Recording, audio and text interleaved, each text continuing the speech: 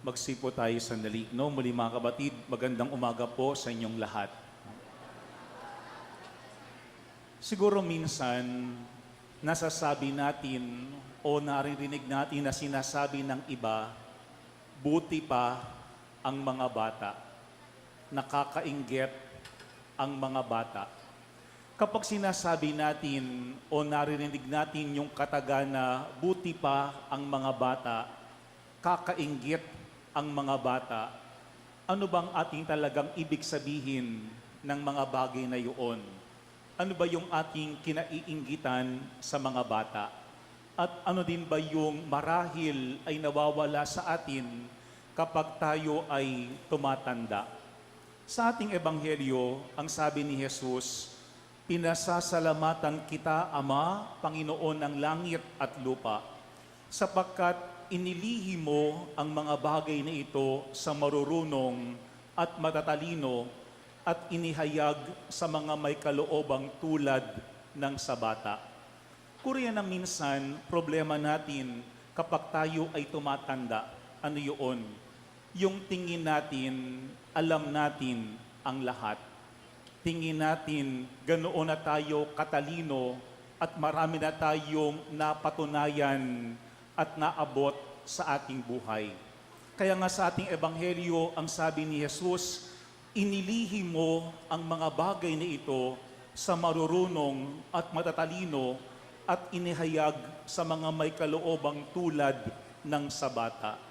Guro minsan, madalas ang tingin natin bilang matanda ay alam natin ang lahat ng bagay. Marami na tayong mga naabot at napatunayan sa ating buhay. Pero alam po natin na yun ay hindi totoo. Yumayabang lamang tayo kapag yun ang ating iniisip. Kaya nga ang isang katangian ng bata ay yung kabukasan. Sila'y laging bukas na matuto.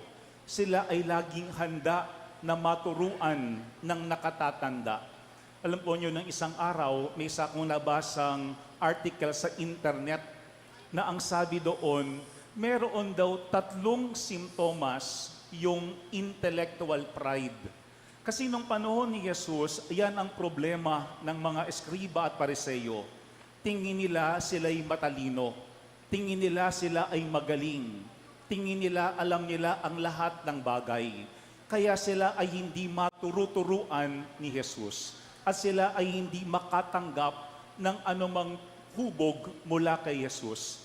Kaya nga, meron daw 3 sintomas yung intellectual pride. 3 yung bagay na ating laging babantayan sa ating sarili. Yung una, close-mindedness. No? Kapag tayo daw ay merong intellectual pride, pakiramdam natin yung ating pananaw lamang ang tama.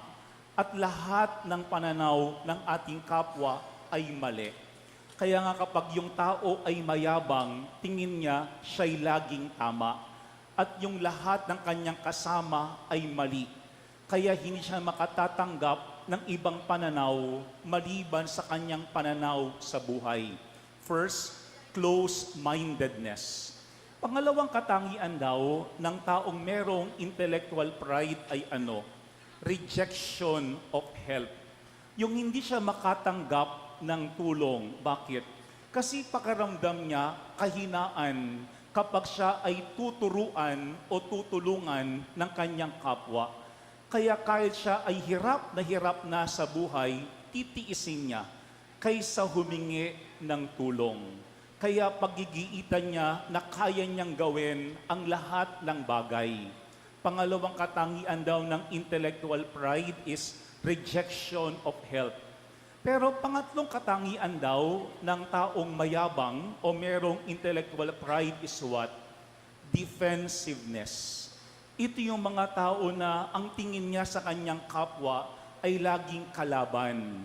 Kaya hindi mo siya laging pwedeng pangaralan. Bakit? Kasi anuman ang iyong sasabihin sa taong mayabang, ang tingin niya, tinitira mo siya.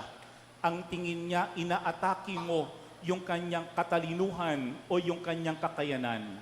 Pero ang sabi sa article na yun, kapag yung 3 yaan ay nasa atin, close-mindedness, rejection of help, and defensiveness, meron din daw tayong pwedeng gawin para magkaroon tayo ng puso at isip tulad ng sa bata, para tayo ay manatiling mapagkumbaba at bukas. Ano yun?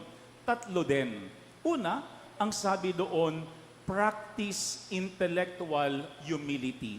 Yung bang pakinggan natin ang sinasabi ng ating kapwa at lagi nating iisipin na hindi natin alam ang lahat ng bagay. Kaya nga minsan, diyan tayo nagkakaroon ng problema. Kapag tayo ay nagmamarunong, kapag tayo ay naggagaling-galingan, kapag ang pakiramdam natin, nasa atin na ang lahat ng bagay. Yan daw ang unang ating pwedeng gawin. Practice intellectual humility. Isipin natin na pwede pa tayong matuto sa ating kapwa. Meron pa tayong pwedeng maranasan mula sa iba na pwedeng maging daan para tayo ay lumago bilang tao. Una, practice intellectual humility. Pangalawa, para daw mawala sa atin yung kayabangan, listen more, speak less. Listen more, speak less. Kasi baka may mga pakakataon tayo ang laging bumabangka. Baka palagi meron tayong opinyon sa lahat ng bagay. Parang lahat ay tayo ang merong alam at sa kasagutan sa lahat ng problema sa ating pamayanan o sa ating pamilya. Kaya nga ang sabi sa isang nabasa kong libro ay, yung alam natin ay nasa sa atin.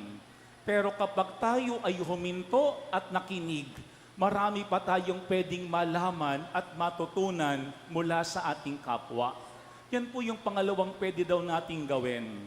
Listen more, speak less. Siguro subukan din nating tumahimik at makinig. Hindi lamang tayo ang salita ng salita.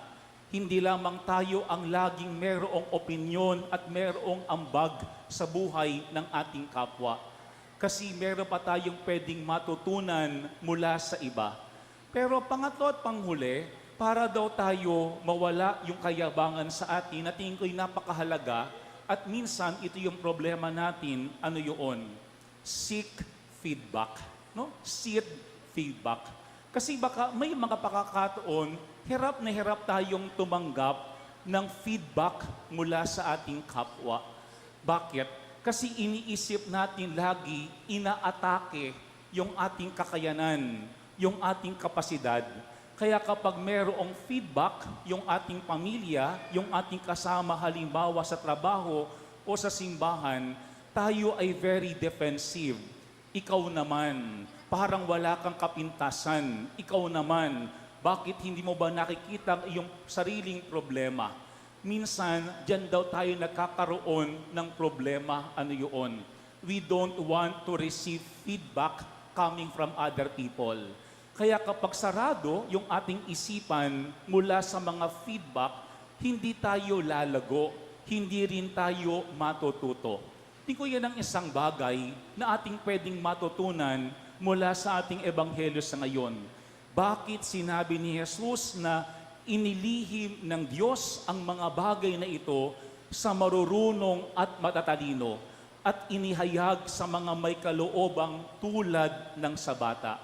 Kasi nasa atin yung tendency to be close-minded, yung tendency to reject help, yung tendency to be defensive kapag mayroong feedback sa atin yung ating kapwa. Pero maganda po yung pangalawang bahagi ng ating ebanghelyo. Ang sabi ni Jesus, lumapit kayo sa akin, kayong lahat ng napapagal at nabibigatan sa inyong pasanin, at kayo'y pagpapahingahin ko. Kuri yan ang pangalawang bagay na ating kinakainggitan sa mga bata. Ano yun? Na para bagang sila ay walang problema. Parang wala silang mga dalahin o intindihin sa buhay. Kaya nga minsan sinasabi natin, kapag tayo ay tumatanda na, mayroong adulting, parang napakaraming responsibilities, parang napakaraming natin kailangan harapin sa buhay. Pero tingin ko minsan, yan din ang problema natin habang tayo ay tumatanda, ano yun? We worry a lot. Para bagang ang dami-dami nating iniisip, ang dami-dami nating mga pinagkakaabalahan sa buhay, at may mga pakakataon, hirap nating palampasin yung mga bagay na yun. Kaya nga sa ating ebanghelyo, ramdam ni Jesus yung ating pagod. At alam ni Jesus yung ating hangad, ano yun? Kapahingahan. Kaya nga ang sabi diyan ni Jesus, lumapit kayo sa akin. Parang sinasabi ni Jesus, huwag niyong solohin, huwag kayong mag-isa. Kailangan natin ang tulong ng Diyos, pati yung tulong ng ating pamilya o ng ating kapwa. Alam niyo, meron akong isang kaibigan, siya'y misis, meron siyang asawa at meron siyang 2 anak na lalaki. Yung kanyang 2 anak ay adult na. Pero ang sabi sa akin ng babae, alam mo, Father, pagod na pagod po ako sa kakatrabaho. Yung asawa ko tumutulong kung kailan lamang niya gusto. Yung 2 anak ko malaki na, pero sila'y napaka-dependent pa rin sa akin. Parang wala pang balak mag-asawa, parang laging ako po ang kanilang inaasahan sa buhay. Ang sabi niya sa akin, Father, ang worry ko, baka dumating ang panahon na ako ay patay na. Paano na po yung asawa ko at yung 2 kong anak? Alam niyo, ako'y nangiti at natawa sa kanya. Ang sabi ko, tingin ko, yan ang problema mo. Ang dami-dami mong iniisip, ang dami-dami mong worry sa iyong buhay. Ang sabi ko, huwag kang mag-alala. Kapag ikaw ay patay na, gagawa ng paraan yung asawa mo at yung 2 mong anak para sila ay mag-mature sa kanilang buhay. Puro mga kapatid, yan ang paalaala sa atin. Baka kasi habang tayo ay tumatanda, sinosolo natin yung ating mga problema. Sinasarili natin yung mga responsibilidad. Tignan natin sino ba yung pwedeng tumulong sa atin. Sino din ba yung pwedeng dumamay sa atin.